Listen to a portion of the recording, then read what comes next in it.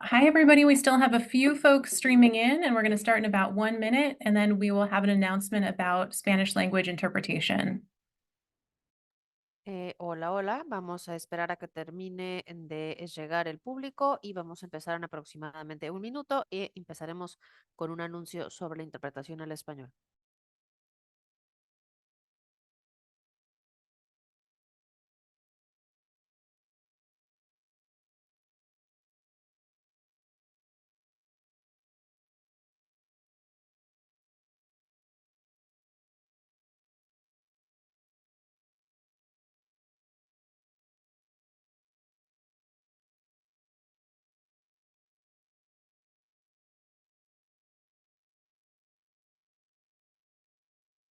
Good. All right, welcome everybody. Thanks for being here. We have a brief announcement about Spanish language translation. We also have a few more folks joining, so we'll be mentioning this in the chat. We do have a Q&A feature, so feel free to open up the Q&A. It should be at the bottom of your screen. You can also open the chat just so you can view any links that come through during the course of the program. And now I'm going to turn it over to Alexia to give us an announcement about Spanish language interpretation. Thank you. And I'm going to do this brief message bilingually in both English and Spanish. Entonces, hola, bienvenidos a todos. Estoy aquí con Lía. Vamos a estar interpretando la sesión al español porque va a estar facilitada en inglés utilizando la herramienta de interpretación de Zoom que ya está activada. Entonces, lo pueden seleccionar si están en una computadora. En la parte de abajo de su pantalla van a ver el icono en forma de globo que dice Interpretation o interpretación. Le dan clic ahí y seleccionan su canal de español. So, hi everybody, my name is Alexia. I am here with Leah. We are going to be interpreting today into Spanish. So, we're going to be using the Zoom interpreting tool that's activated. So you can click on the globe if you're in a computer. You go to the bottom and then you select your language channel. It's going to be facilitated in English today. So we are going to be interpreting from English to Spanish.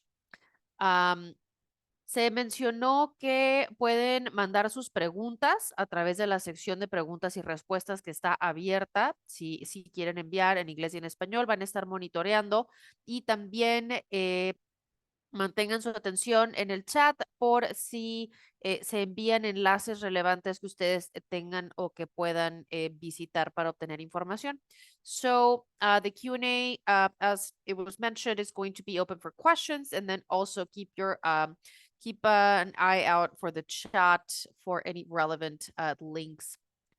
También se me pasó, si están en una tableta o en un teléfono, le tienen que dar clic a los 3 puntos donde dice más o more para acceder a la interpretación. Después van a interpretación de idiomas y luego seleccionan su canal.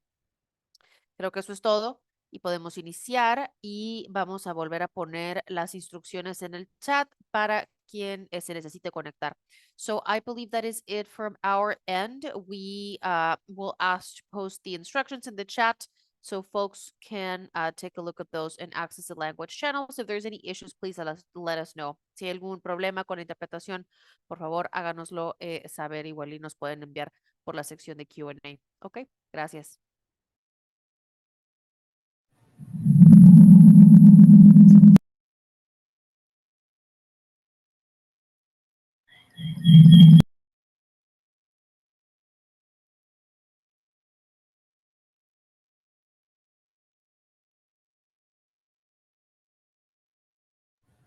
So we have two computers going in the same room.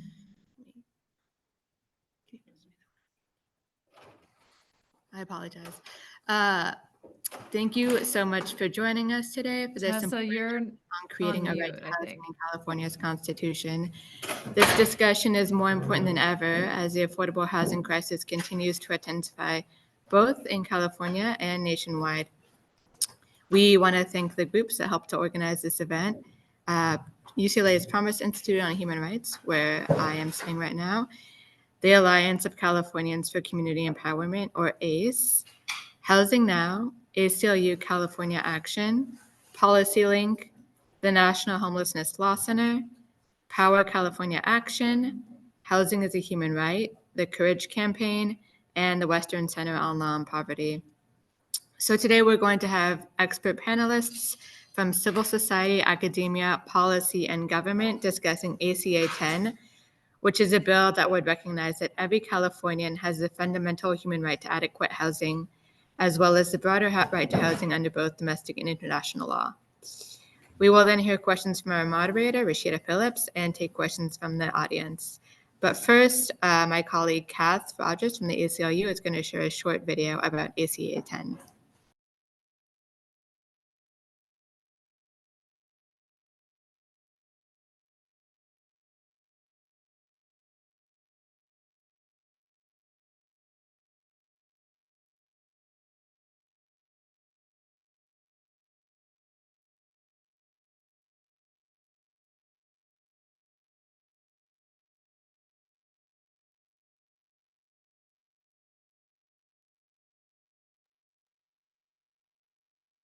Kath, we can't hear the video.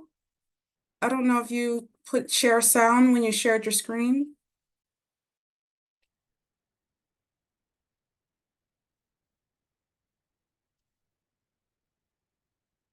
So, what is a right to housing? A fundamental human right to housing means that all people have the right to a safe, stable, and dignified home. And it's not just a symbolic measure. Amending the state constitution would obligate the state and local governments to amend and create policies that would protect, respect, and uphold that right. It should lead to far greater investment in policies and funding sources to create housing that we can afford. And a human right to housing would not see homelessness as a crime, but instead as a policy failure.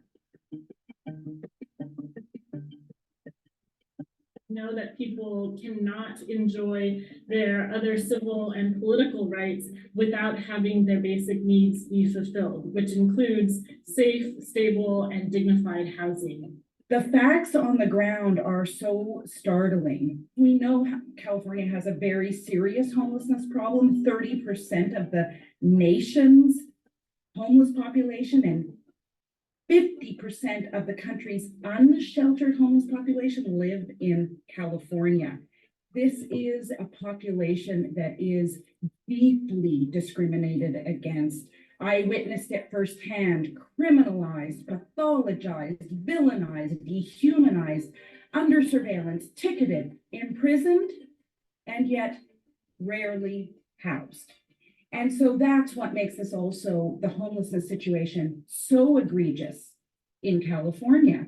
Not only is California the richest state in the US, it's the richest subnational government in the world. So obviously California has the resources to solve homelessness, but as has been said, the wealth that's being created is manufacturing homelessness, in fact.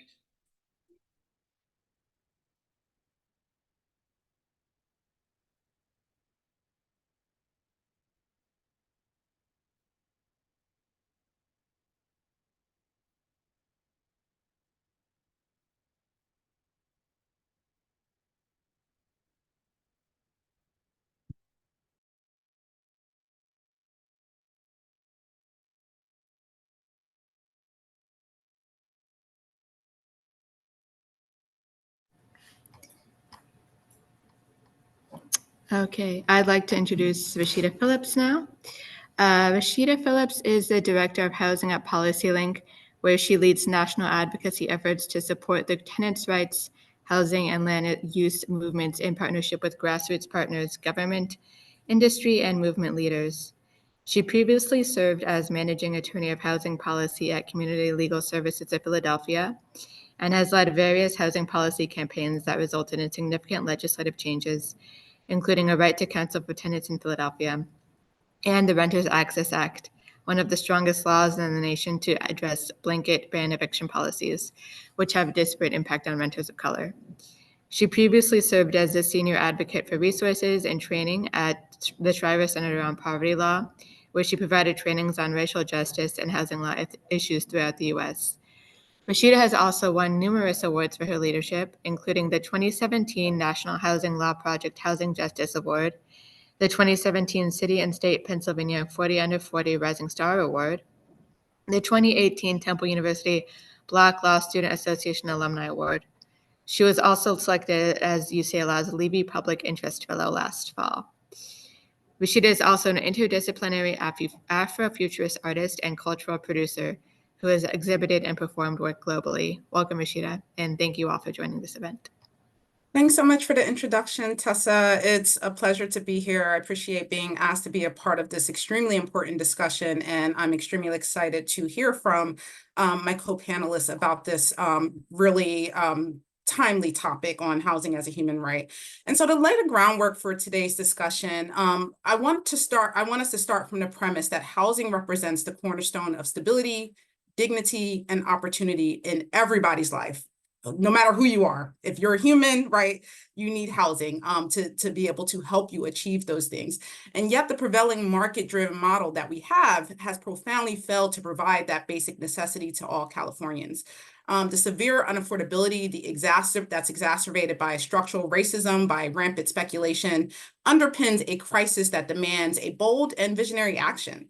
And so recognizing housing as a human right within California's Constitution transcends the traditional commodity-based perspective. It frames it as an essential element of human welfare that the government has an obligation to protect, to respect, and to fulfill.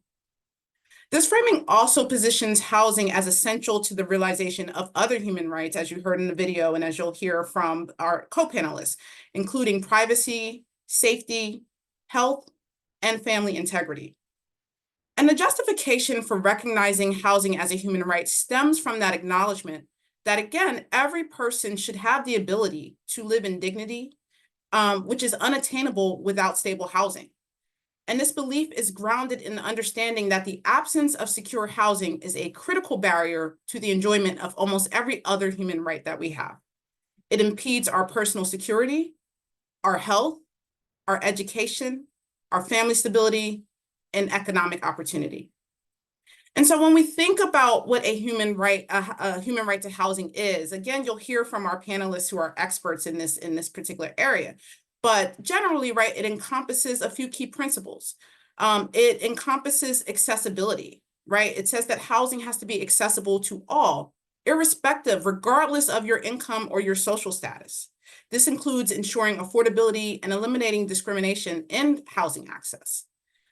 It ensures that housing as a human right says that housing has to be adequate. It has to be safe. It has to be habitable, and it needs to meet the basic needs of its residents. And this means physical safety. This means accessibility for those with disabilities. This means being able to be nearby essential services and employment and education services. And then, right, it also includes security of tenure. Typically, when we hear this word tenure, it tends to be applied to people who are able to access home ownership. But we're not always thinking about tenure for everybody, even those for whom home ownership may not work for them or it may not be a possibility at the moment. And so security of tenure means that people have the right to stable and secure housing. And this includes protections against things like forced evictions and harassment. And then, right, cultural adequacy. Thinking about housing policies and practices that take that respect and take into account our cultural identities and needs for our communities.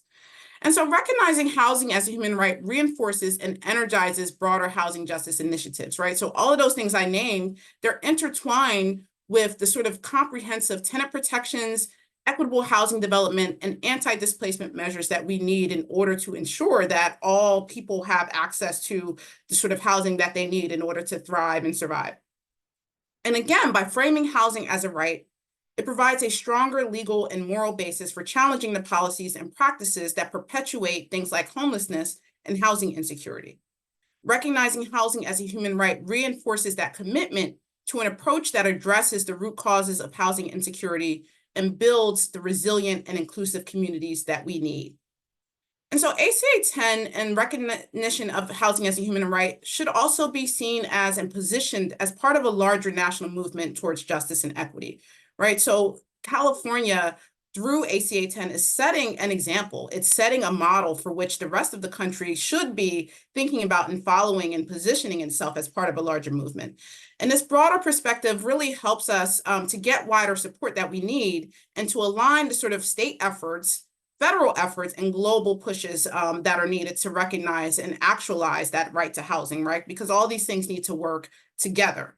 And so a constitutional amendment could serve, right, as a countermeasure to the things that we're seeing today, to the things like broad criminalization of homelessness, which is becoming increasingly prevalent and with heightened stakes, as evidenced by the federal case in Johnson v. Grants Pass.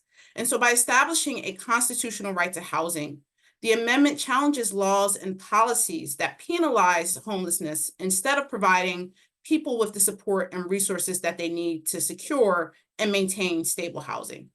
And then also from my perspective, at my work at PolicyLink, a lot of the work that we are doing is through the lens of reparative spatial justice.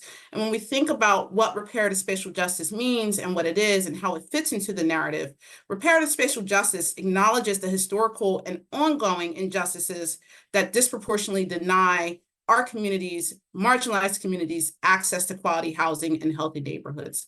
And so this approach advocates for policies that not only address our current inequities, right, but also reaches back into the past to repair past harms through targeted interventions and resources. And through emphasizing the necessity of redistributive policies and practices that reallocate resources and opportunities in a manner that can rectify those historical injustices, helps ensure equitable outcomes for all. So again, directly interrelates with housing as a human right, why it's needed, the narrative behind it, and how it relates to that broader movement around reparative spatial justice. And finally, the last thing I'll uplift is, again, that idea around narrative and how housing as a human right, it's not just a policy, it's not just a law, but it is a narrative. It is a framework, it's a vision for how we move away from, again, commodifying housing, seeing housing as a commodity, to seeing it as a basic entitlement, to seeing it the same as we think about education or healthcare as a necessity, right? And so this shift in perspective is really crucial for helping us to mobilize the public and political will towards the policies that we need to ensure housing for all, right? So recognizing that the amendment is just the first step, but we need the additional policies to follow and work in conjunction. And so that broader narrative helps us to do that. It helps us to challenge those deeply entrenched views of things like deservedness, who deserves housing, who deserves to have stability, who deserves to have culturally appropriate housing, right? Moves away from these ideas of merit, that you have to earn stability, that you have to earn your housing, and that you have to be a good little tenant or a good little person for the rest of your life, and you can never fall on hard times, or there can never be something that disrupts, right? Or, you know, taking away the idea of how the system impacts our ability to access housing, right? So when we challenge that narrative, we challenge all of those things. We challenge these views of deservedness, these views of merit, and it, again, leads a pathway where we can move towards housing for all, housing for everyone, and again, housing that follows those particular principles around accessibility, adequacy, all of those things. And so with that, I would love to turn it over to our panelists. The first person that we will hear from is Professor Farha Hacer. Farha Hacer is trained both as a lawyer and policy analyst. Her writings are frequently published in multiple news outlets on domestic and international human rights topics, and she teaches political science to students at Cal Poly Pomona. So today, Professor Hacer will be talking about how international human rights law can inform our housing justice work and what that framework looks like. So I'll pass it to you now. Thank you, Rashida. Can you all hear me all right? Okay, Yes, great. we can hear you. Thank you so much. Hi, everyone. My name is Farha. I use she, her pronouns. It is wonderful to join you all. I teach international law at Cal Poly Pomona.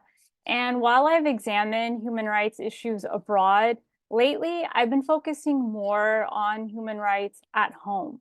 As a concerned resident of California who grew up in the San Gabriel Valley, and like so many others who has witnessed skyrocketing housing costs as a renter myself, and also housing crises in our communities.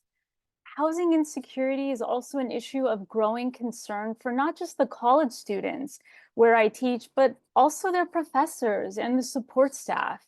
It's an issue impacting college campuses across the state of California. So I am going to discuss some aspects of the international human rights law framework on the right to adequate housing. The fact that the US does not yet recognize a legal right to housing for all people, frankly, is a moral failure and a policy choice, but we can overcome this. Housing, as Rashida mentioned, in the US is viewed as a commodity instead of as a fundamental human right necessary for everyone's survival. Meanwhile, in the wealthiest nation in the world, too many lack adequate housing. So this is more than an emergency. This is a human rights crisis. International human rights law is an extensive field, and the right to adequate housing has long been established. It's been the subject of a lot of commentary and jurisprudence. There are so many United Nations human rights treaties, general comments, and policy guidelines on the right to housing that, unfortunately, time does not allow me to get into. Not to mention, there are timely reports issued by the UN Special Rapporteurs on the right to adequate housing, including the one, a former rapporteur that we have with us today. I invite everyone to look at these resources on the UN Human Rights Office of the High Commissioner website. So I will focus on some key principles of the right to adequate housing under international human rights law that are also reflected in the language of ACA 10. So first, the UN Committee on Economic, Social, and Cultural Rights defines the right to adequate housing as the right to live in a home, in peace, security, and dignity. It is inherent by being born to the dignity of a human person and fundamental to life, health, and well-being. The right to adequate housing, which I will use interchangeably with the right to housing, is interpreted broadly because all of us here know that housing is more than a roof over a person's head. The principles of non-discrimination and equity also apply to the right to housing, which cuts across all international human rights. Adequacy, it's a major aspect of the right to housing, and it includes as minimum requirements 7 elements that Rashida already mentioned. The security of tenure, so protection from forced evictions, availability of services, affordability, habitability, accessibility, appropriate location, and cultural adequacy. This right to housing was first recognized in the 1948 Universal Declaration of Human Rights as part of the right of an adequate standard of living. And the United States helped draft this foundational human rights instrument, and it also signed this declaration. Although not legally binding, many of the declaration's provisions have been codified in subsequent treaties. Notably, the right to housing is enshrined in the International Covenant on Economic, Social, and Cultural Rights under Article 11. The United States signed but has not yet ratified the 171 countries in ratifying this treaty. Under international human rights law, human rights are universal. They're interdependent, indivisible, and interrelated. And we see this so clearly with housing and how access to it is a precondition for the enjoyment of several human rights. That includes the rights to work, health, privacy, and education. Housing determines our ability to stay healthy, to get an education, to build wealth, and yes, to live longer. We have seen in the US this tendency to emphasize certain civil and political rights, in many cases to the exclusion of economic, social, and cultural rights. There are misguided beliefs that economic, social, cultural rights are linked to socialism, which is not true. It is also not enough just to have a right to private property, because the right to housing is so much more, it's much broader than that. So we need all these rights: civil, political, economic, social, cultural, not to mention the right to a clean and safe environment in order to live a life with dignity. So when housing is recognized as a right under international human rights law, it creates a legal obligation on the part of the state to respect, protect, and fulfill that right. States are the primary duty bearers under international human rights law who hold the most responsibility in realizing the right to housing, but they are accountable to the people they govern, aka the rights holders, aka us. For sake of clarity, international law is a states-based order, here meaning nations. So in the case of ACA 10, California wouldn't suddenly become party to an international human rights law treaty on housing, but rather that the right to housing in California would mirror international law by placing obligations on the state and local governments to realize the right to housing.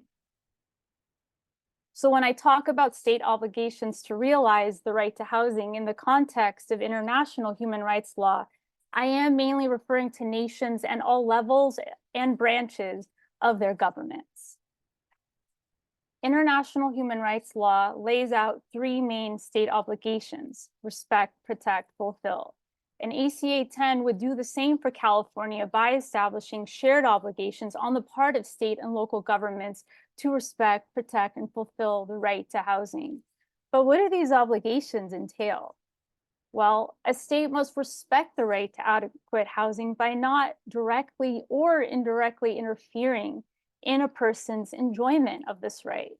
For example, governments must refrain from carrying out forced evictions. They cannot criminalize people who are living unhoused. A state must also protect a person's enjoyment of this right by preventing third parties from interfering. For example, this can be accomplished with legislation that ensures private actors like landlords and property developers comply with the right to adequate housing. We actually saw the obligation to protect in action during the COVID-19 pandemic, when federal, state, and local governments implemented eviction moratoriums to help struggling renters remain housed. However, these measures provided only temporary protection. They were later rescinded. Under a right to housing approach, state and local governments would be obligated to pursue lasting solutions to protect this right for all people. States must also adopt appropriate measures to fulfill or realize the right to adequate housing, and these measures can be legislative, administrative, budgetary, judicial. Governments basically have discretion to implement a variety of public and private sector measures that fulfill the right to housing. In other words, there's no one way to do it, but there are certainly best practices. Now, in carrying out these obligations, states must make efforts to progressively realize the right to housing. States must enlist the maximum available resources in these efforts, and we see this reflected in the language of ACA 10. This phrase, progressive realization, indicates forward advancement. This requires concrete milestones to be measurable. States can realize this right by all appropriate means, for instance, through legislative measures, and such measures must be deliberate, concrete, and targeted towards the fulfillment of the right to housing within a reasonable time frame. So one misconception, this doesn't mean that governments must provide a house to everyone immediately, but it does obligate governments to invest funding and to work progressively to achieve the full realization of this right. So it's an acknowledgement that yes, realizing this right won't happen overnight, but still governments must move as expeditiously and effectively as possible. There are some exceptions with these obligations that are more immediate, right? And that includes, as the UN has identified, ensuring non-discrimination in housing, providing legal security of tenure, monitoring the housing situation to ensure accountability, and providing legal and other remedies as well for rights violations. Monitoring and accountability is very much needed right now. California spent $24 billion to tackle homelessness over the past 5 years, but it didn't consistently track whether the spending actually helped alleviate the problem. This, according to a state audit that was released on Tuesday. Maximum available resources. This doesn't mean defunding everything else just for housing, but it means governments should make all possible efforts to raise as many resources for housing without undermining the viability, of the economy. It means creating a legislative and judicial framework to address the housing crisis. So ultimately, I believe that ACA 10 would be a major step in bringing California and hopefully the nation in line with international human rights law and the right to housing. And I thank Assemblymember Haney for his leadership on this crucial effort. If passed, California could become a leader for the nation and inspire other states. The role of governments in human rights is important, as I mentioned, but we cannot forget the instrumental role of advocates in civil society. The housing justice movement in California has been a strong voice for change for decades. We would not be here today talking about making housing a constitutional right in California without their tireless advocacy. These advocates, including the organizations with us today who have sponsored this event, they are helping to reframe the narrative on housing in this country by reminding governments that all people have a right to live in peace, security, and dignity. Their input, especially from tenants and people living unhoused, are essential in shaping housing policies. It is not just a top-down approach. Because the housing crisis is a human rights crisis, any meaningful response requires human rights-based solutions. Thank you so much for your time. Thank you so much, Professor, and thank you so much for contextualizing it, giving us a call to action, telling us and reminding us that this is not a top-down approach. This is for all of us to engage in, and it is important to all of us. And so next we're going to hear from Leilani Farha. She is the former UN, and I always say this word wrong or don't know if I'm saying it right, but Rapporteur. And she served as a special rapporteur to the United Nations on adequate housing as a component of the right to an adequate standard of living and the right to non-discrimination from May 2014 until April 2020. Currently based in Canada, she is the global director of The Shift, a housing initiative that advocates for the human right to housing. So we look forward to hearing from you, Leilani, about successful models around the world, what would make human right to housing successful in the United States, and what are some of the obstacles and opportunities with this approach? Thank you, Rashida, and thank you, Professor Hassan. It is a distinct pleasure to be on a panel with both of you. And I am so very pleased to be part of this ongoing discussion and this ongoing initiative. So very important right now. President Biden has put affordable housing and the lack of affordable housing on the political agenda for this coming election that you all are facing. And it's really vital that any discussion about housing be put in a human rights framework, because the solutions that are being bandied about and that will be bandied about during the course of campaigning in the next election, rest assured, will not be rights-based solutions without your work to make them such and to demand that of our politicians.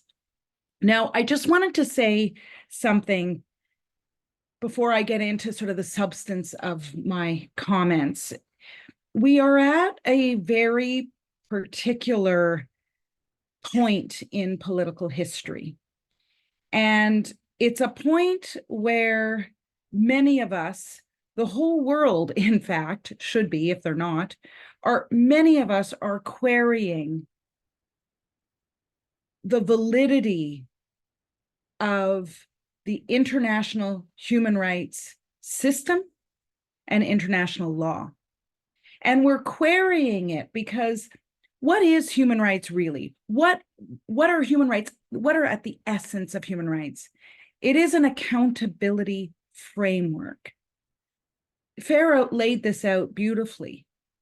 States are accountable to people. That's how human rights work. And she said it. She actually said it in this way and that way, lots of different ways. And what we've seen for the last 188 days or so, particularly now in Gaza, is a complete lack of accountability and full impunity for violations of international law. And so we have to put our work in that context. And it's not to say that what we're on about here is invalid or should be queried. The absolute opposite. What we are doing here today, what the bill purports to do, what the advocates are doing, what Mr. Haney is doing, is breathing life into human rights. It is saying we believe in human rights and accountability, and we will continue to insist on human rights as a universal order and the universal rules by which states, and by states I mean all governments, shall play. And so just to say that this is a very, very delicate moment. And of course, we worry deeply for the right to housing for Palestinians in Gaza right now. 70% of homes have been demolished and destroyed, more, 80, I think, at this point. So just to say that when you're doing your work domestically, please remember that what is happening over there that may seem very far to many of you and very scary to weigh in on and too political, etc. But what is happening over there has direct implications for the work you're trying to do right at home. We're in it together. If you believe in human rights in the United States of America, you believe in human rights in Gaza, in Israel, in Sudan, in Congo, etc., etc. Okay. Now that I've said that, why do I think that a constitutional amendment in California to include the progressive realization of the right to housing is so important? To insist that both the state and local governments must respect, protect, and fulfill the right to housing. Why is that so important? What's so valuable? What's the value of that constitutional protection? First, I want to say we cannot underestimate how powerful and meaningful it is for the people who are suffering violations of the right to housing. When they see their legislature saying, we recognize the right to housing, they will feel recognized, seen, and validated. They will know it is a paper right at that point. They will know that, of course. People living in homelessness, in unaffordable housing, people being evicted, they understand well that law on paper is law on paper and that you have to breathe life into it in order for it to have legs and traction. But they will feel and they will be validated and seen, and that can't be underestimated. I remember when Canada went through, and I'm going to talk about this later, but when Canada went through our articulation of the right to housing through a legislative process, I remember I was the executive director of an anti-poverty organization. And I will never forget when our legislation got adopted, the chair of my board, so it's an anti-poverty organization, the board was made up of people living in poverty, experiencing poverty. I will never forget the chair of my board calling me, and she was crying. And she said, the years as a single mother of living in inadequate housing, paying way too much for rent, being sexually exploited by landlords, on and on. The years of suffering that and knowing that her right to housing was being violated and no one ever paying attention to it, she said, that all kind of washed away the minute the legislation got passed. She just suddenly realized all of her struggles were seen in that moment. So very powerful. The other reason I really think it's important to go down this road, and I think this is a strategic thing too, is the fact that there is so much support. I know it's not there yet, but the fact that there's so much support, including Mr. Haney's support in pushing this, suggests that the right to housing is starting to be seen as the carrot that it is, rather than the stick that governments fear. And my experience has been that when the human right to housing and all those elements that both Rashida and Farha extrapolated on, when all of those elements are embraced, the human right to housing can really achieve beautiful results. And I mean, you know, the idea of human rights themselves, way back in 1948, the idea was that if you fully implemented human rights, fully implemented the whole panoply of human rights, we would create more peaceful societies, right? 1948 is a very important date, right? On the heels of the horrors of World War II. The world came together and said, we can create a better world, one that isn't based in discrimination, one that isn't based on some people having and some people not having, right? They came together and they visioned a different world, a more peaceful, better world. And so human rights and the right to housing, and I think it was Rashida who said, or maybe it was both, said, you know, the right to housing has tentacles to every other human right. If California can embrace the right to housing and start really implementing it, there will be structural change across the board. The right to housing is what lifts people up. And we only need to look at Gaza to see what happens when you lose your housing. We only need to look at Skid Row in LA to know what happens when you lose your housing, right? And all the other encampments across California. So let me now turn, I have about 2 minutes left. I'm going to tell you how my experience was in the Canadian context, trying to get a legislative right to housing. So we in the Canadian context did not try to get the right to housing put in our constitution. A whole bunch of reasons, but it's very difficult to get a constitutional amendment in the country of Canada, almost impossible. And we knew that under our current prime minister, he would never go there because the last constitutional amendments that had happened were done by his father when his father was prime minister. And we knew he wasn't going to, he didn't want the apple to fall too close to the tree, let's say that. So we started to figure out, well, maybe there's another way that we could get traction with the right to housing. So what we actually did was we encouraged, and I was rapporteur at the time, so I did have a bit of a stick that I got to use. I will say that. And I wrote some fairly, terse legal letters to our government, but beyond that, we were able, and it was by no means just me. It was exactly what's happening here in California, right? Mass mobilization of all sorts of people, from academics to grassroots organizations to people on the ground to advocates, the whole legislators, the whole kit and caboodle. We mobilized. And what we did was we convinced the government of Canada to adopt a rights-based housing strategy. So, what's the strategy for the country? And so they wrote a housing strategy and homelessness strategy, and we got them to build in the right to housing in a soft way. Wasn't great. We did get them to include, as part of their work plan, a legislated right to housing. So not constitutional, but legislated at the federal level.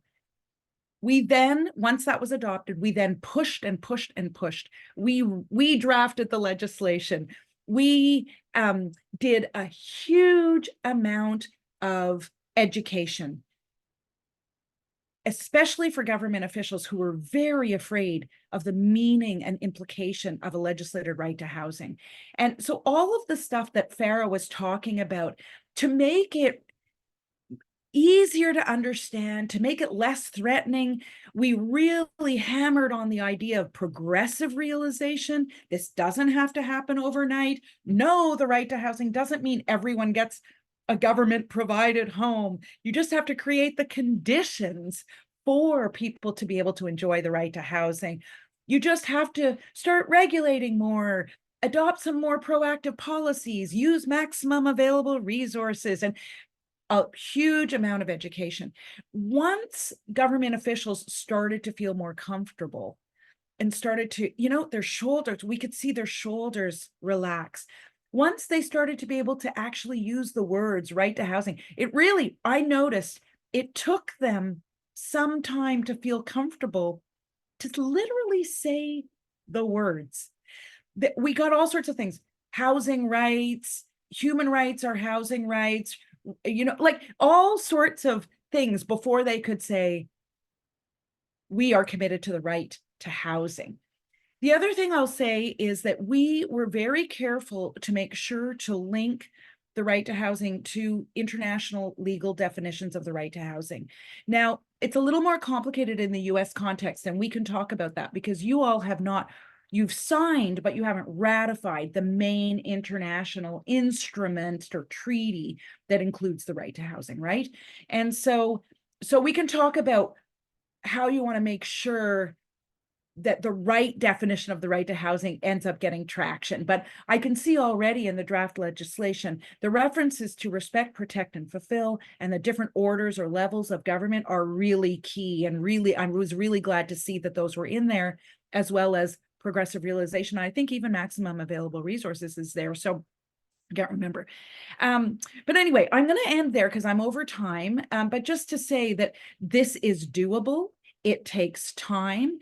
Of course, you've had a couple of kicks at the can. It may take a few more, but you will get there. I firmly believe it. Thank you. Thank you so much, Leilani. And you got some appreciation in the comments for affirming that our struggles are interrelated and interconnected. So want to just share appreciation for that.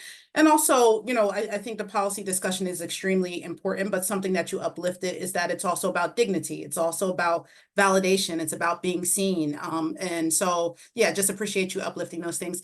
And so next, it's also a great segue into our last panelist, Assemblymember Matt Haney. Welcome and thank you for joining us. Assemblymember Haney represents California's 17th Assembly District, encompassing the eastern side of San Francisco. Prior to his election to the Assembly in 2022, he served on the San Francisco Board of Supervisors, where, among many other accomplishments, he championed mental health care for all, universal tenant protections, affordable housing, and reducing the massive gap between worker and CEO pay.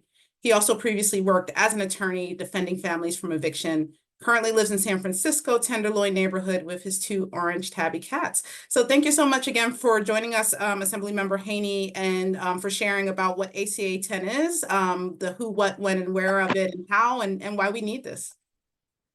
Thank you. Thank you so much. And I did get to hear some of the prior folks who spoke, and I'm very excited about this coming together and the coalition behind this effort, and really California entering what has been an international effort with some success. And you know, I think that if there's a place that needs the right to housing and hopefully can achieve the right to housing anywhere in the U.S., it should be the state of California. As all of you know, we have some of the greatest challenges when it comes to meeting this right for our residents under the current framework.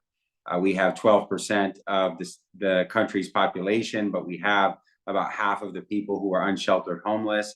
We're in the top 3 when it comes to how rent burdened our population is. Top 3 when it comes to the percentage of our residents who spend over 50% of their income on rent. We are continuing to see huge numbers of Californians live under the threat of eviction, the highest levels of rent. So all of those things, I think, are adding up to California being a place that maybe as much as anywhere desperately needs the right to housing.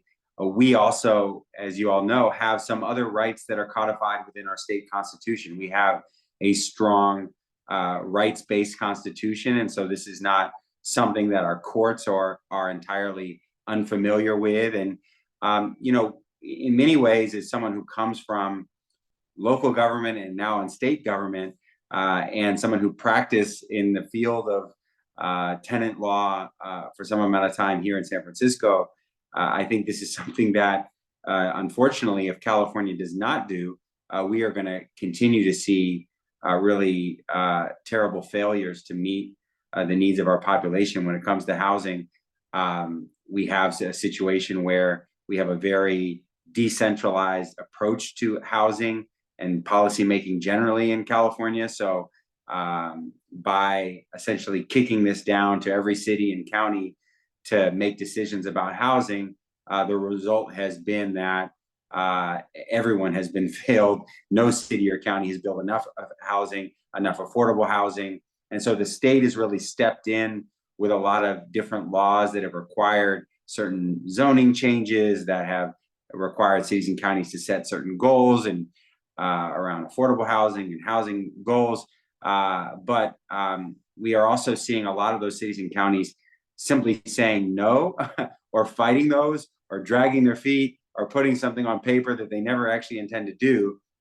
And so having this really tool of accountability in our state constitution, where we can challenge both the state to fulfill its responsibility in meeting this right, and also individual governments at various levels to do their part, it would really add a lot of weight in getting them to fulfill their responsibility, to use resources at their disposal, and to not take decisions and make decisions that violate this right.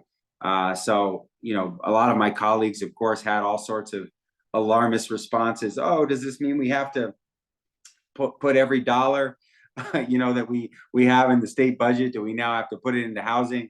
You know, all this kind of things. But in reality, this is not that foreign of a concept to have a right that's recognized. Any decision that is made by government should be viewed within the context of how it impacts the right to housing. It seems pretty straightforward. It's something courts understand and something elected officials should understand.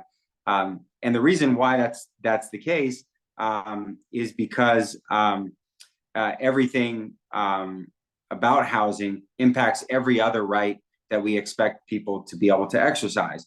Their right to privacy, their right to liberty, their right to due process, right to education, their ability to be able to have a job, keep a job, have access to other critical aspects of their happiness and their well-being, their safety and security are really not possible to fully exercise without being able to have housing. And I know this came up before, but a lot of people say, oh, does this mean we're going to give free housing to everyone? And usually I say, well, I wish that would be great. And we should do a lot more on public housing and social housing. And I think this right does require that. But there are a lot of decisions around funding, around zoning, around not denying housing projects, around certain types of rent protections and controls. There are a lot of things that add up to meeting this and fulfilling this right beyond simply providing free housing to folks. And government clearly has a role in places where people are able to have much more widely accessible, affordable, and stable housing for all of their residents. Government does play a much more proactive role in many ways, and California should do that too. So this isn't a new thing in many ways because no state has done this, but we're seeing states declare a right to clean water and a healthy environment, and other states are passing that. I think ultimately we should be the first state to do a right to housing, and it makes a lot of sense. And the alternative, unfortunately, I don't think, some people say, well, you know, why don't we just let the elected officials do this? And why do we need to put this in the Constitution?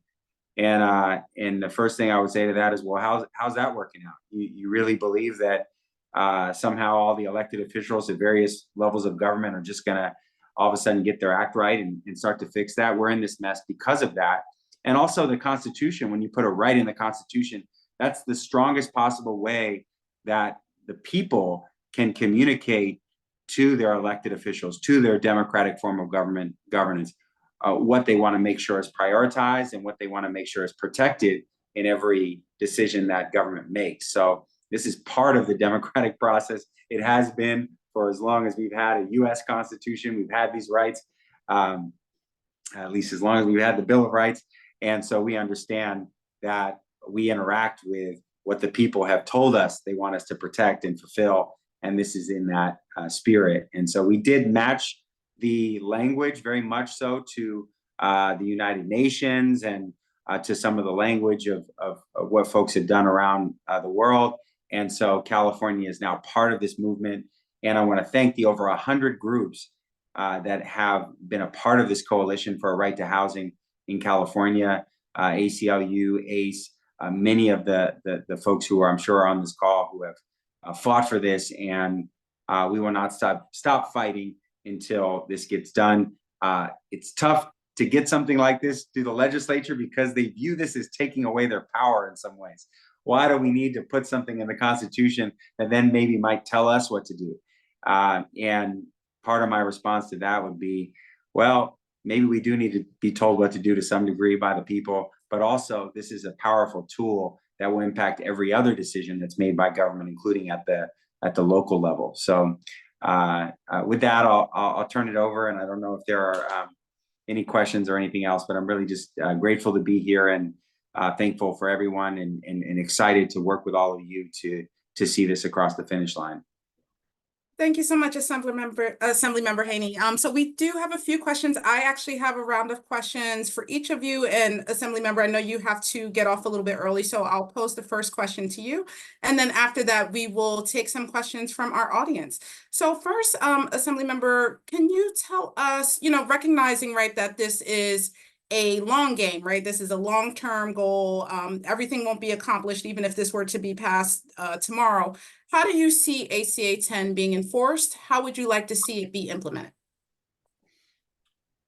Well, I think it would send a very powerful message to every level of government if it were to pass. And I would like to see if it did pass, the state of California, coming forward with a plan to fulfill our responsibility in light of this constitutional amendment, what it means for our laws and existing laws.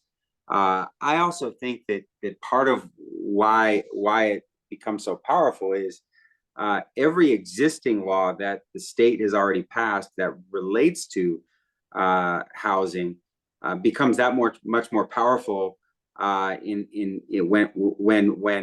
there are disputes within the courts. So if we have a law that says, certain steps need to be taken to build a number of units or affordable units, and that's violated, or there's questions about whether it's being followed. Well, now a judge looks at that in the context of the people of California saying that there's a right to housing. That's a game changer for anyone who here is a lawyer who practice law. If every decision that the government makes has to be viewed as, does it infringe on this right? And how does the fact that the Californians have recognized and codified this right, how does this strengthen any argument that's being made about housing access or infringement? So if there is a city or county that is not building affordable housing or banning affordable housing, or stopping affordable housing and not funding affordable housing, or a planning commission or all of that, well, every single time that is challenged or there's a question, it will have the powerful weight of Californians viewing this as a fundamental right. And there's other examples of this within the law and within the U.S. Constitution, whether that's voting or marriage, or these are things that due process within due process and equal protection. These are things that we're familiar with and would, I think, as it adds up, I think add a lot of power to the movement for housing for all. And I think on top of that, I think every government, whether that's local governments or state governments, would have a positive responsibility to demonstrate how they're fulfilling this right and what steps they're taking. And they could be challenged legally.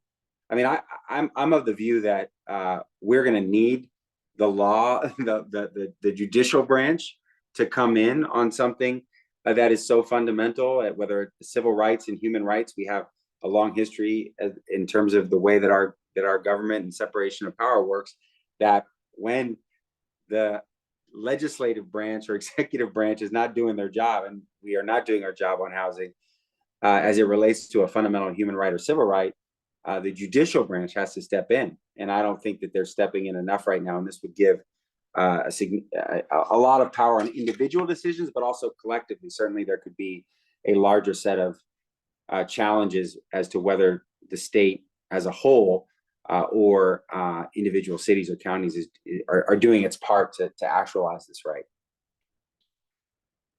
Thank you. So I want to share a question that came from ACLU, one of our sponsors for this event. And this question will go to Leilani, but please, Assembly Member or Farha, please feel free to jump in if you have responses also. So the question is, many of us in this town hall, including the ACLU, are working on housing justice campaigns that are urgent and time sensitive. For example, many of us are campaigning for progressive tax measures to support affordable housing, and many of us are also campaigning for rent stabilization and renter protections in our regions. And the ACLU frames all of these efforts under the banner of the Right to Housing platform. So with that said, Leilani, how do you think other more immediate efforts to advance housing justice interact with the lofty goal of recognizing a right to housing in the state constitution? And how can that framework inform our work as advocates?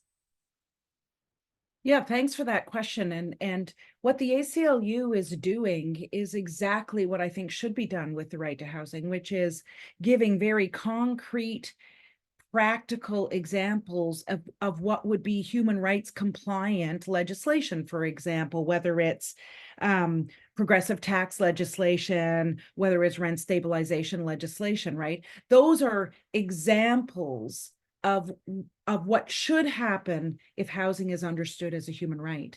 The way I like to understand it is to say, okay, first of all, we would not be in these dire housing conditions if housing had been treated as a human right to begin with by governments. This we know, right? There's no way that the private sector would have been allowed to do what it has done to the housing sector. There's no way that governments would have weakened tenant legislation so much so that people can be so easily evicted, rents can be so easily increased, tenants have no security, right? All of those are contrary to what's happening in the world around housing unaffordability, evictions, and homelessness. All of those are contrary to the right to housing. So then we can flip it the other way and say, okay, well, what would happen if housing really was treated by different orders of government as a human right? And it would be a completely different set of policies and programs, right? We wouldn't have seen the selling off of social or public housing in the United States, for example. We would see a desperate attempt to keep every single affordable unit that exists, rather than selling off, like happened in San Diego a couple of years ago, selling off some of the most affordable housing to predatory purchasers like Blackstone private equity firm, right? So I like ACLU's framing, because if we start sort of imagining, well, what does a human right to housing landscape look like? It looks like a whole bunch of far more protective and far more human rights advancing pieces of legislation. And this is very important while you're on the road to the constitutional right to housing in California, right? Because what you're doing is you're showing this isn't scary stuff. This is doable. We're doing it here. We're doing it here. We're doing it here. So I see those as like building blocks, quite necessary to help you get to that goal of getting it as a constitutional right. But I want to give the floor to Matt and to Farha if they have things to add.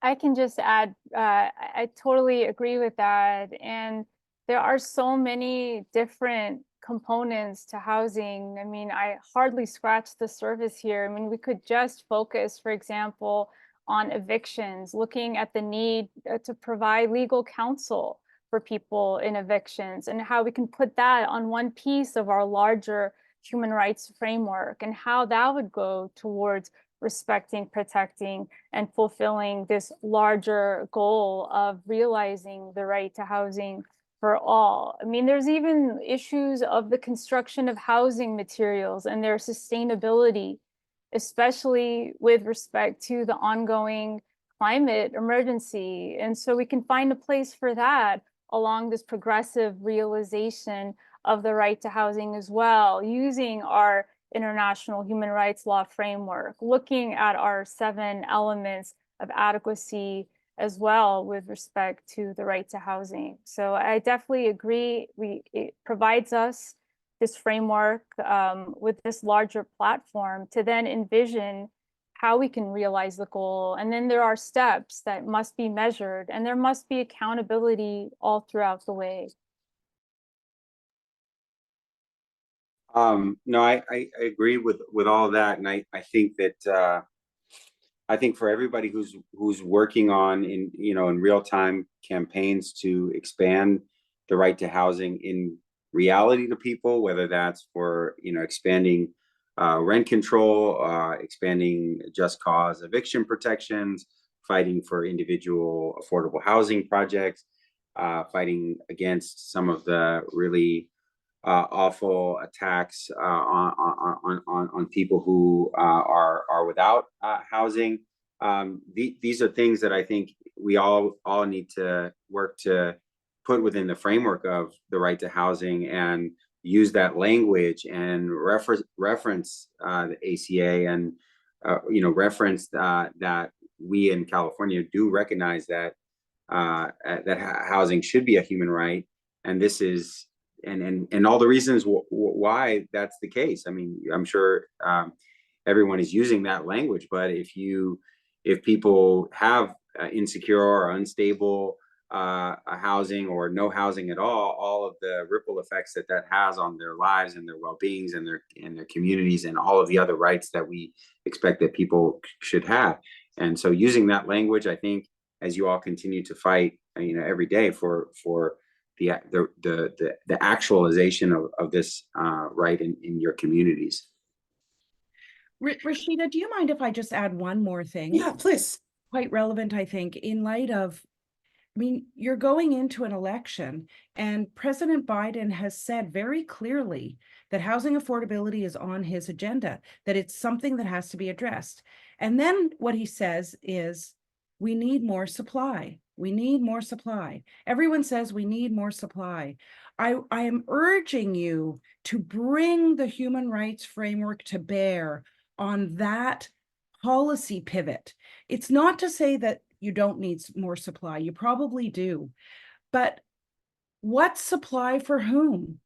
Who is it being made? If you're going to build new, which kills the planet, right? Building is bad for the planet. So if you're going to build, you bloody well better build in keeping with the human rights framework. And that means building for those who are most in need.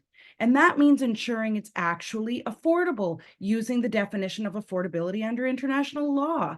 And so it's a great opportunity to lift up the right to housing, to say, okay, that's the policy direction you want to go in, great, we're with you, more supply, but doing it in a human rights way. That's just one example. I mean, everyone's talking about new zoning laws.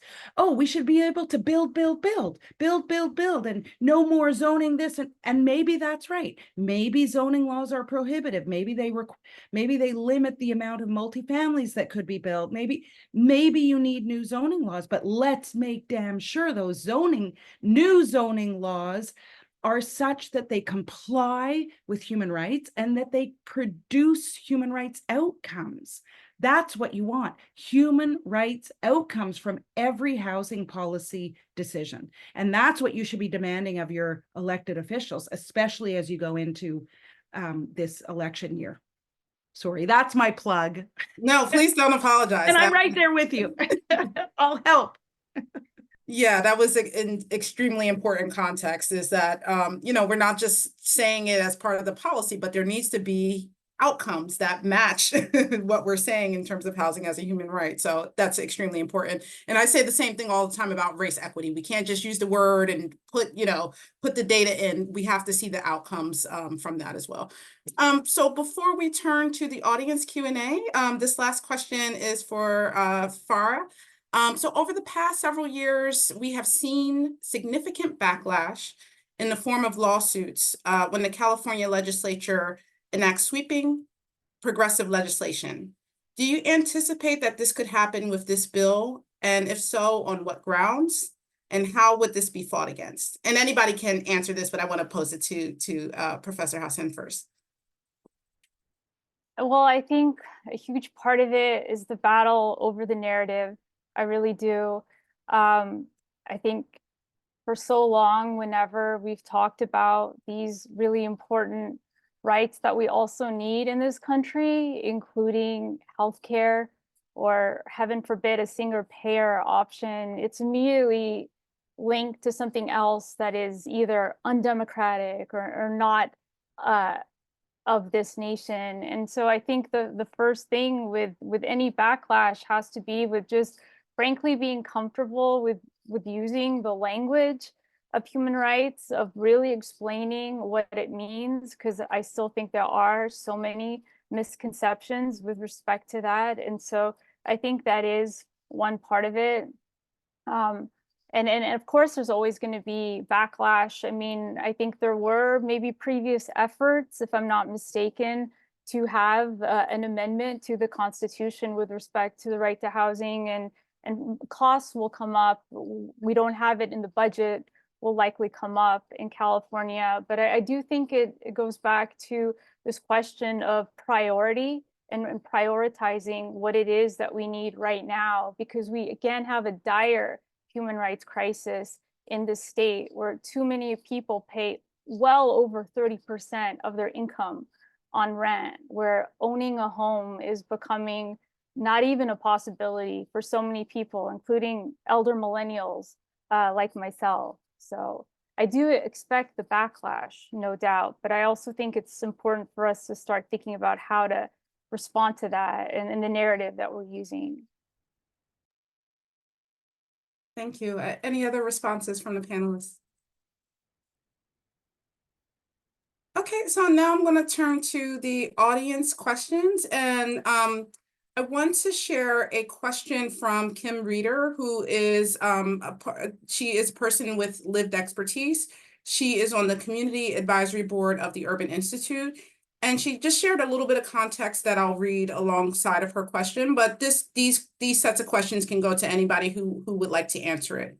And Kim says, based on my lived experience with repeated injuries, healthcare fraud, and houselessness, I advocate for housing justice and a constitutional human right to housing. Every unhoused person needs help, but sadly, not every unhoused person qualifies for help. What I needed was a CalWorks type program for individuals, and CalWorks being a temporary assistance for needy families program. And so essentially what Kim is saying is that these are failed policies. They do not help or prioritize folks who most need them. And so what Kim is asking is, would amending the state constitution help to create assistance for all unhoused in California? Is there assistance for individuals being planned, such as a CalWorks type program for individuals? And then last, she wants to know, is there legal recourse for unhoused and formerly unhoused individuals in terms of discrimination? So if there's anyone who can share any feedback about any of those questions, please feel free. I'm happy to give my two California friends the floor, but I'll give you a little time to think, and I'm just going to lob one thing in. I mean, one of the things that's core, and Farha mentioned this in her original comments, that's core to the right to housing is the meaningful engagement of people who are living the experience of potential violations or violations. And so you wouldn't end up with if you use the right to housing to inform the kinds of policies you adopt and what those policies look like, you wouldn't end up with failed programs, because part of what would be required of you as government would be to actually meet with, talk to low-income people, people who are homeless or unhoused, et cetera, before fashioning the policies and programs, so that they're integrally involved in that, because people who are living this are best placed to say what the barriers are to their having a, you know, well-being, or they're well placed to say what they need. And so, and where the cracks in the system are, right? That's one of the things, that's one of the roles that human rights plays, is it helps us understand where the cracks in the system are. And so just to say that any right to housing legislation should encourage the meaningful engagement of people whose rights are vulnerable. Okay, Professor or Assembly Member, yes.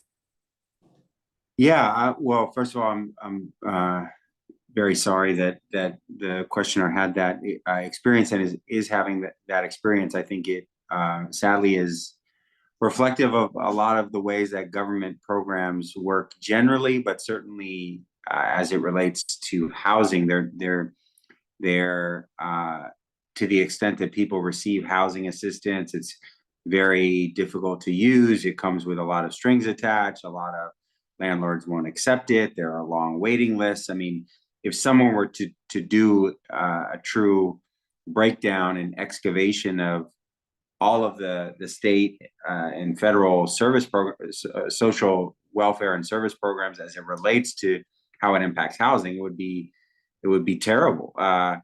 San Francisco, unfortunately, just this last election cycle, put on by the mayor here, passed a measure that now will require people who receive general assistance to have drug tests, and if they do not enroll in certain programs resulting from a positive drug test, that they could lose their general assistance. Well, one of the things that I was telling people when that was on the ballot was that almost all of that general assistance money actually goes directly back to the city because it's housing assistance.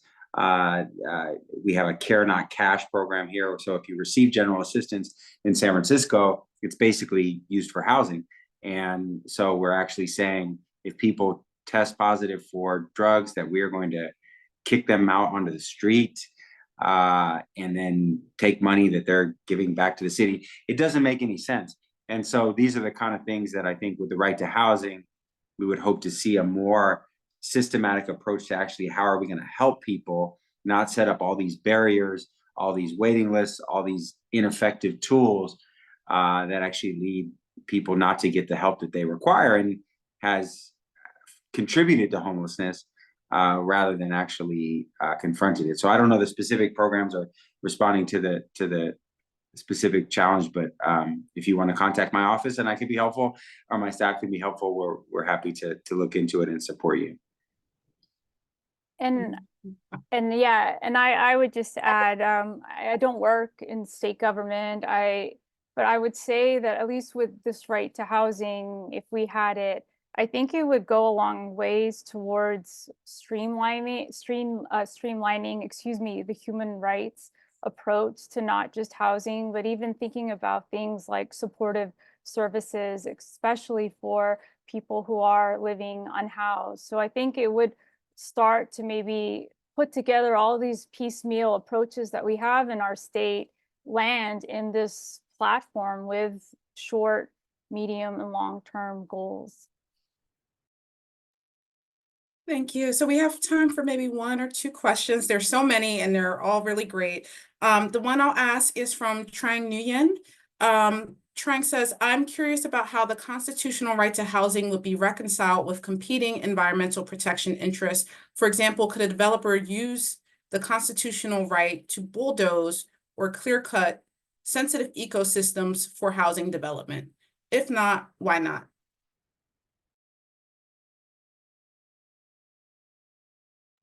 Well, I can take that question in part. I think that the right to housing, particularly as we define it there, will be a factor that is weighed by in a court if those questions were to come up.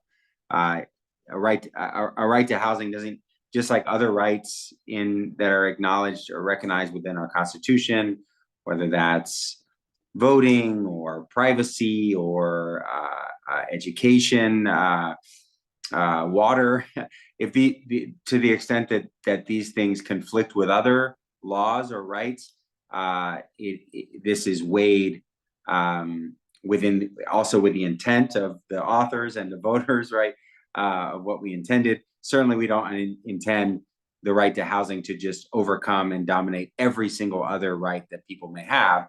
It doesn't mean that it can just override other laws and those kind of things. It's more of would be a sort of a balancing test, and it would be given substantial deference and given substantial consideration in any decision. So, for example, there is, and this is happening right now, and I got this question recently because there's another constitutional amendment that's being put forward by my colleague Isaac Bryan, who has I think it's a right to clean air and healthy environment, and so people were asking, well, how these would interact with each other. So, but again, it would be up to the courts to kind of weigh these in particular situations and the various rights that are at play. Thank you, and I would love Leilani or Farha, if you want to weigh in on that. And then also I'll ask this last question that I think ties in a bit to that, which is from D. Danelle Gibson, who asked, does the United Nations have legal jurisdiction in the United States?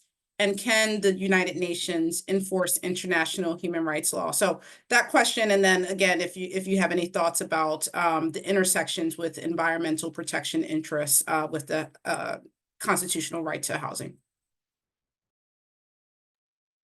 Professor, would you like to go? Do you want me to go first, or do you want to go? Go ahead. Are Sorry. you sure? Go I'm ahead, happy yes. for you to go. Okay, Okay, go ahead. well, I'll do the UN. Does the UN have jurisdiction? It's the other way around in a way. So the US has a whole bunch of international human rights obligations, and they have those obligations because they have signed and ratified a number of important a couple of important treaties.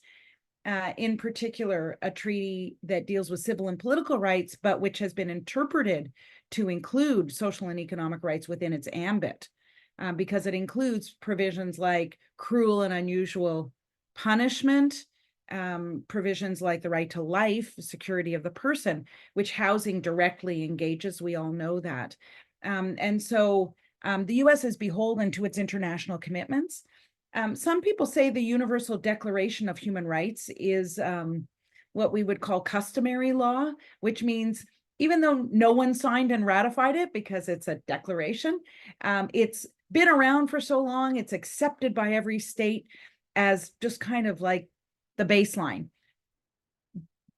human rights. And so in that way, it includes the right to housing in it, Article 25, I think it is. And so in that way, the United States of America is obligated to meet its human rights obligations and commitments. The only problem is, of course, the UN not the only problem. The UN has, and we're seeing it now, the UN has very few teeth, and the teeth it does have aren't sharp enough or haven't been sharpened enough. The US can't veto. We're not in the territory of Security Council type stuff, okay? So the US can't veto the idea of the right to housing. They can veto a ceasefire, but they can't veto the right to housing. So that's sort of good news. And I'm just going to cede the floor to Farha to answer the rest of the questions, or even add to that, or Yeah, Matt. just to add to that, and I think I need to be reminded of the rest of the question, sorry, but just to add to it, I mean, the UN itself as an entity can't enforce international law in the US. The US has to, in order to have these binding treaty obligations, it has to ratify them and then give domestic effect to them in the United States, which is then a whole other process. And it is imperative, though, that any treaty that the United States does ratify, especially with human rights, that it doesn't try to affix all these reservations to change its legal obligations to some really important human rights, including in the International Covenant on Civil and Political Rights that was mentioned. And yes, customary international law, that is a general state practice that is accepted as law, and it coexists and it is binding along with treaty obligations. And again, when we look at international law, we're talking about this big idea of state sovereignty, and we can't exactly make one state do something. I think we would be living in a different world right now if that were the case, especially with realizing peace. So it does still go back to the importance of ratifying, including the treaty I mentioned today, the International Covenant on Economic, Social, and Cultural Rights, which the US should do. It should join 171 countries in ratifying it.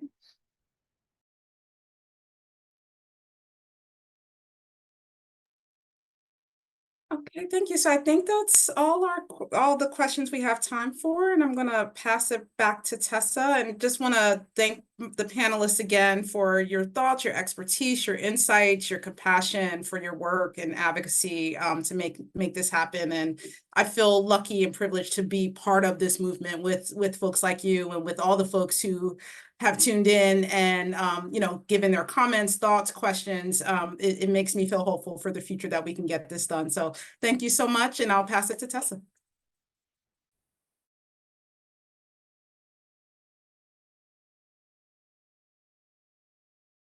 I think she's gonna pass it to me, actually. She chatted. So my name is Anya. I'm the communications director at the Alliance of Californians for Community Empowerment, ACE. We're a statewide grassroots group that's fighting for ACA 10 with many allies. And I'm just jumping on here to do our call to action, which is just to say that you can do something about this. You know, we have a bill that's moving right now through the legislature. It's having its next hearing in May. And there's a couple things that you can do. So I'm going to have our folks hopefully drop these links in the chat. The first is you can make a call. We have a nice online tool that allows for people to call the head of the assembly, the head of the Senate, and the governor, Gavin Newsom, to urge them to support ACA 10. It's one thing to say, you know, we believe housing is a human right. We want them to actually show that with their votes. So that's one thing, is you can make a call. The second is that ACE and a lot of the groups here are part of the coalition called Housing Now.